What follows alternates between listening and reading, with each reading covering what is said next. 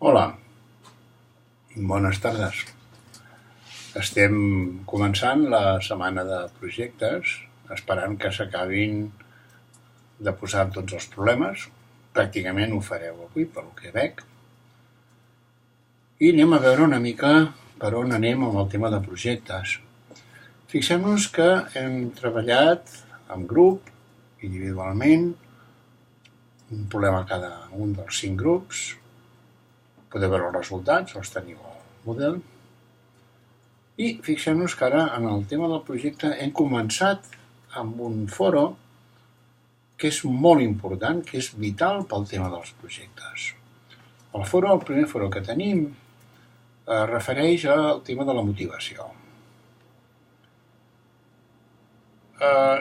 No és un tema senzill, és un tema molt important i requereix tota la nostra atenció abans d'engegar qualsevol projecte.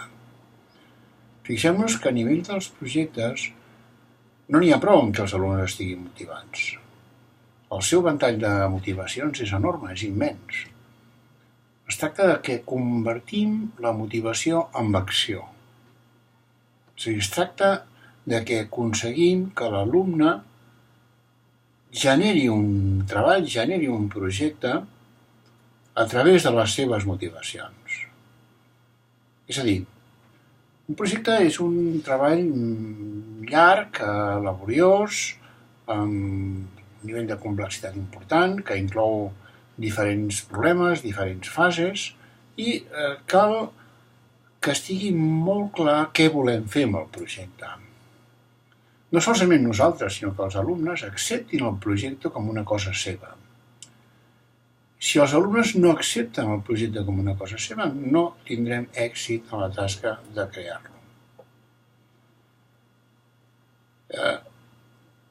Una vegada hem llançat la idea, hem vist que als alumnes els hi agrada la idea, han compartit amb aquesta idea, hem treballat amb aquesta idea, podem llançar un projecte.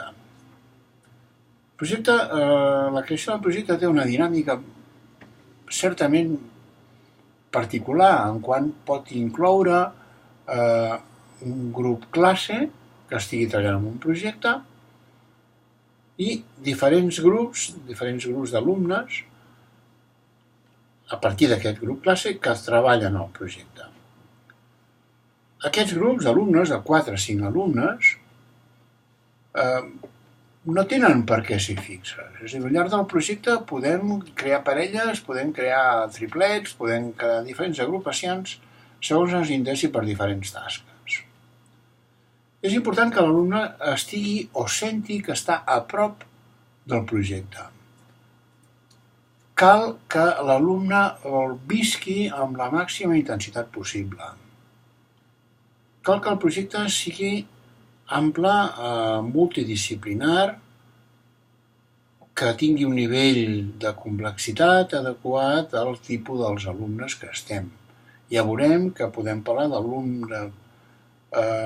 projectes per primària, projectes per secundària, per batxillerat, per formació professional, és a dir, hi ha molts àmbits diferents. Cada un d'ells té un nivell de complexitat diferent i adequat a la seva situació. El treball per projectes és molt enriquidor, és molt llarg i requereix una unió de tasques, una unió de professorat, del centre, que tothom entengui que s'està fent un projecte, si volem que es tracta d'una cosa enriquidora, llarga i positiva. Veurem les diferents fases del projecte, en parlarem en un proper vídeo, però de moment insistim la gran importància de que es presti tota l'atenció en els foros que crearem per discutir els diferents aspectes del projecte. Especialment el foro inicial sobre el tema de la motivació, que no hem de prendre com una cosa senzilla, sinó que hem d'aconseguir el màxim nivell de discussió. Per altra banda, recordem els diferents grups que cal realitzar una discussió, una reunió amb els tutors per parlar dels diferents problemes que s'han fet, per veure realment què se n'ha obtingut, què hem après i què podem aprendre de cara al treball per projectes a partir de l'experiència que ja tenim del treball per problemes. Esperem que sigui interessant i que ens puguem enriquir tots amb les nostres feines. Moltes gràcies, a reveure.